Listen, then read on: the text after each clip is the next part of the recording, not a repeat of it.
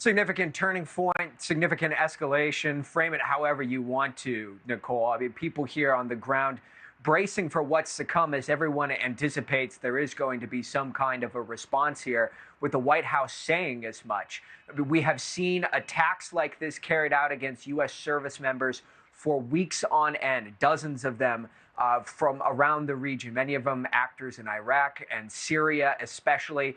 This is the first time that it has led to the direct deaths of troops.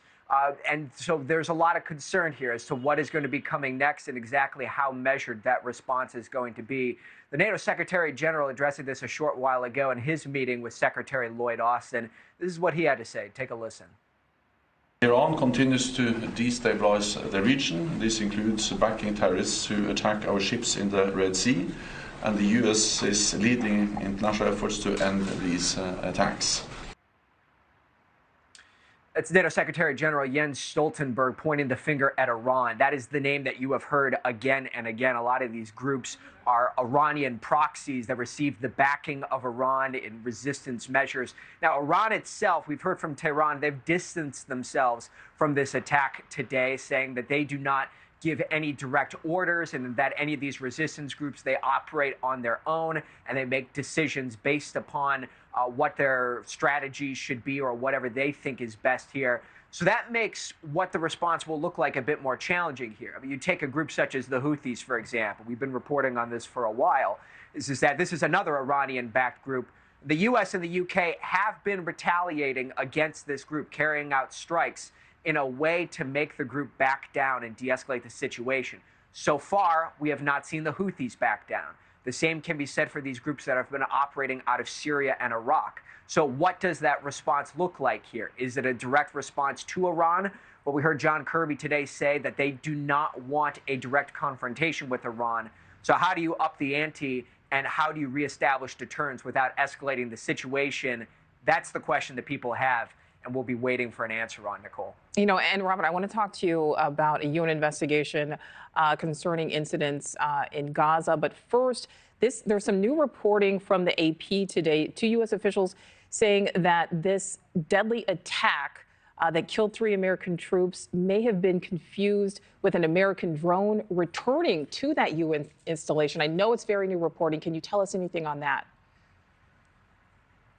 Yeah, and so what this is coming out of all of this is that those officials are saying is that there's a lot of drone activity that has been taking place in the area. Again, I mean, this is not the first time that we've seen an attack like this, and that there's the possibility of confusion was made in the defense systems in which that drone was falsely identified as being a U.S. drone, as opposed to being an attacking drone that was coming from outside of the region here. We've not been able to independently verify that, but that's what the Associated Press is reporting, citing some sources that requested anonymity here.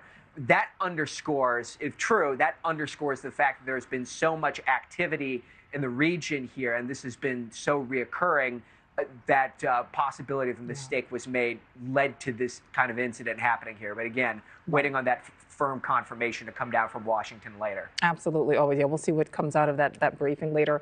All right. So Robert, other big news coming out right now of the Middle East there. This increased pressure ramping up on the UN agency in Gaza after they announced an investigation into the possibility that some of their staffers were involved in that Hamas attack on October 7th. What can you tell us?